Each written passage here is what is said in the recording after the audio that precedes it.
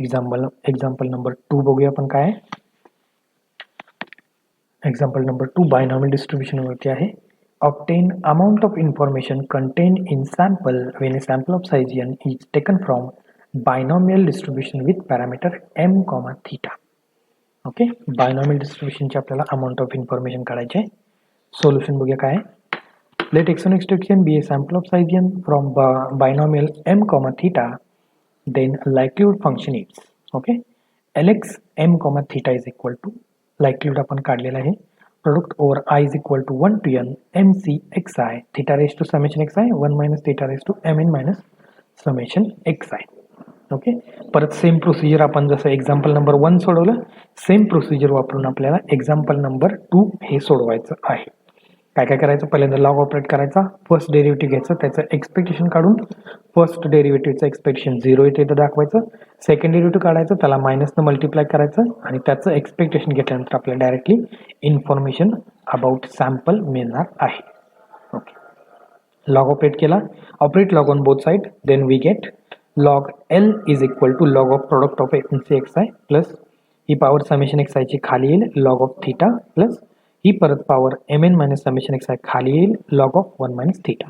Okay, first derivative घेतली, differentiate partially with respect to theta, then we get डो log L divide by do theta is equal to log of first term do log L do log product of m C x i divide by do theta plus आता log of थीटाची derivative काय मिळून जाईल आपल्याला, log of थीटाची derivative 1 divide by theta मिळून जाईल इथं आणि लॉग ऑफ 1 मायनस थीटाची डेरिव्हेटिव्ह आपल्याला 1 डिवाइड बाय 1 मायनस थीटा मिळून जाईल. ओके, तर फर्स्ट टर्म जी आहे तो संपूर्ण कॉन्स्टंट आहे एम सी एक्स आहे, त्यामुळे त्याची डेरिव्हेटिव्ह 0 होऊन जाईल इथं, plus second term log theta आहे त्याची डेरिव्हेटिव्ह आपल्याला summation x i divide by theta मिळून जाईल plus m n minus summation x i divided by 1 minus theta आणि मायनस थीटाची डेरिव्हेटिव्ह आपल्याला इथं -1 मिळून जाईल.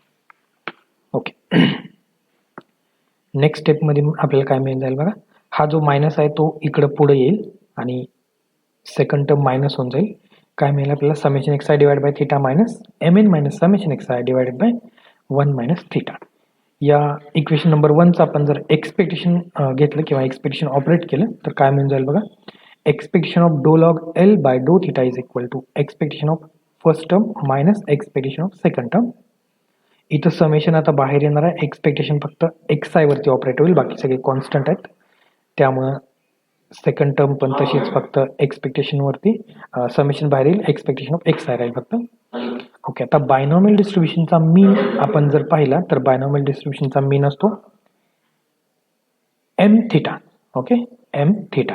ओके, इथं फर्स्ट पॅरामीटर किंवा शेप पॅरामीटर एम आहे आणि स्केल पॅरामीटर थीटा आहे, तर त्याचा मीन आहे एम थीटा. तो इथं जर आपण ऑपरेट केला, एक्सपेक्टेशन पुट केला एक्सपेक्टेशन एक्स आयच्या जागी, तर इथं समेशनचा एन मिळून जाईल आणि मीन त्याचा m theta divided by theta minus m n minus समेशनचा एन आणि परत मीन त्याचा m theta divide by 1 minus theta. इथं दोन्ही टर्ममधून एम एन आहे, तो जर एम एन कॉमन घेतला तर इथं आपल्याला 1 मायनस थीटा मिळून जाईल.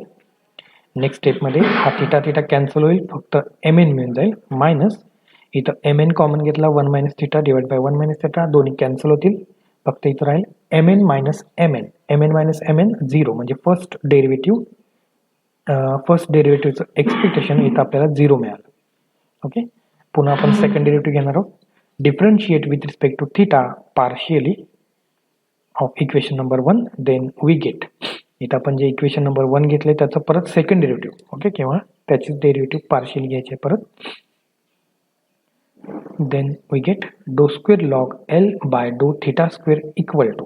ओके, आता आपल्याकडे इथं 1 summation x i divide by theta square आहे, थीटा आहे पहिली टर्म, त्या 1 अपॉन थीटाची डेरिव्हेटिव्ह सेकंड डेरिव्हेटिव्ह किती मिळेल आपल्याला -1 डिवाइड बाय थीटा स्क्वेअर, बाकी सगळं कॉन्स्टंट, त्यामुळे इथं मिळून जाईल आपल्याला minus summation x i divide by theta square. परत जी सेकंड टर्म आहे मायनस ॲज इट इज आपल्याला इथं मायनस मिळून जाईल आणि second term m n minus summation x i constant राहील, 1 डिवाइड बाय 1 मायनस थीटाची डेरिव्हेटिव्ह मिळेल आपल्याला -1 डिवाइड बाय ब्रॅकेटमध्ये 1 minus theta bracket square. Okay, सर्व ॲज इट इज मिळून जाईल आणि मायनस थिटाची डेरिव्हेटिव्ह परत येत आपल्याला -1 मिळून जाईल. तर तो मायनस आणि हा मायनस मायनस मायनस प्लस होतील, second term as it is minus. Okay, बाकी सगळं आहे तसं. आता फर्स्ट टर्म सुद्धा मायनस आहे, सेकंड टर्म सुद्धा मायनस आहे, दोन्हीमधून मायनस कॉमन घेतला. ओके, दोन्हीमधून मायनस कॉमन घेतला. बाकीचे स्टेप्स किंवा बाकीचे टर्म आहे तशा. तो मायनस जो आहे बाहेर कॉमन काढलेला तो आपण इकडच्या बाजूला घेतला. ओके, तो इथं आला. ठीक आहे, आणि या पूर्ण इक्वेशनवरती आपण एक्सपेक्टेशन जर ऑपरेट केलं तर आपल्याला मिळून जाईल expectation of minus do square log L by do theta square is equal to, हा मायनस ऑलरेडी तिकडे निघून गेलाय. एक्सपेक्टेशन फक्त कुणावरती ऑपरेट होणार आहे, एक्स आय वरती ऑपरेट होणार आहे, बाकी सर्व टर्म्स कॉन्स्टंट. त्यामुळे summation of expectation of x i divide by theta square plus m n minus summation of expectation of x i divide by 1 minus theta bracket square. Okay, equal to, आता हा या समेशनचा n मिळून जाईल आपल्याला आणि expectation of x i म्हणजे m theta मिळून जाईल divide by theta square plus m n as it is minus समेशनचा एन आणि मीन त्याचा एक्सपेक्टेशन ऑफ एक्स आय आपल्याला परत इथं एम थिटा मिळून जाईल आणि divide by 1 minus theta bracket square. Okay, इथं आपण आता एक थिटा कॅन्सल केला तर आपल्याला मिळून जाईल m n divide by theta square plus इथं दोन्ही टर्ममधून एम एन कॉमन घेतला तर इथं मिळून जाईल 1 मायनस थिटा.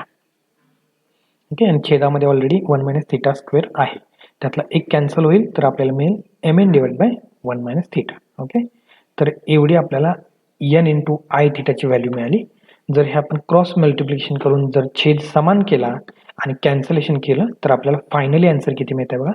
देन किंवा therefore amount of information contained in sample about parameter theta is n into I theta is equal to m n divided by theta into 1 minus theta. Okay, m n divided by theta into 1 minus theta. Okay, जर amount of information content in single of जर विचारलं असेल तर दोन्ही इक्वेशनला आपण काय करतो, N न डिवाइड करतो.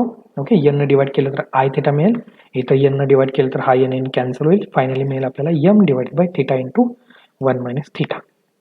Okay, that's it. ओके, आपण होमवर्कला 2 एक्झाम्पल देणार आहे. त्यातलं फर्स्ट एक्झाम्पल आहे obtain amount of information contained in sample when a sample of size n is taken from Poisson distribution with parameter theta. Okay, same procedure आहे, फक्त तुम्हाला solve करायचं आहे. आपण इथं ऑलरेडी सॉल्व केलेलं आहे, नोट्समध्ये आहे, फक्त ते तुम्ही होमवर्कला सॉल्व करायचं आहे व्यवस्थित. ओके, तर त्याचं सोल्युशन किंवा आन्सर काय बघूया. Amount of information contained in sample is an divided by theta and amount of information contained in single observation is 1 divided by theta. Okay, हे पॉइसनचं एक एक्झाम्पल तुम्ही सोडवायचं आहे आणि दुसरं एक्झाम्पल आहे तेच तुम्ही पण सोडवायचं आहे. Obtain amount of information contained in sample when a sample of size n is taken from geometric distribution with parameter theta. Okay, geometric distribution with parameter theta. आपण लाईकलीहूड फंक्शन जॉमेट्रिकचं काढलेलं नसेल तर ते लाईकलीहूड फंक्शन जॉमेट्रिकचं काढायचं आहे किंवा नोट्समध्ये ऑलरेडी सॉल्व केलेले आहेत एक्झाम्पल, ते सर्च करा किंवा नेटवरती त्याचं लाईकलीहूड फंक्शन व्यवस्थित सर्च करा विथ पॅरामीटर थिटा. ओके, आणि ते एक्झाम्पल तुम्ही सोडवायचं आहे. 2 एक्झाम्पल सोडवायचे आहेत, पॉइसन आणि जॉमेट्रिक. जॉमेट्रिकचं सुद्धा इथं इन्फॉर्मेशन आहे. इन्फॉर्मेशन कंटेन इन सॅम्पल ते काय बघा, n into I theta is equal to n divide by theta square into 1 minus theta square. Sorry, n divided by theta square into 1 minus theta. ही झाली amount of information contained in sample. Okay, that's it. Will stop here.